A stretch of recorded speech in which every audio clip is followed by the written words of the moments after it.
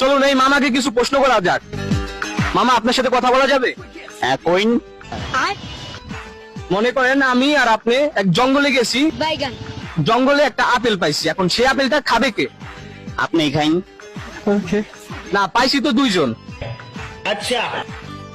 খান, আপনি খান।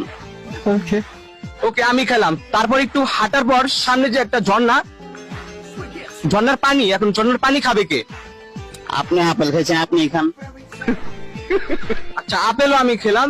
रुको जरा। একটু সামনে যাওয়ার পরে আমরা দেখলাম একটা মুচিকে, আর এই মুচি কিন্তু যেই সেই মুচি না, এই মুচি আবারও গোয়া সেলাই করে।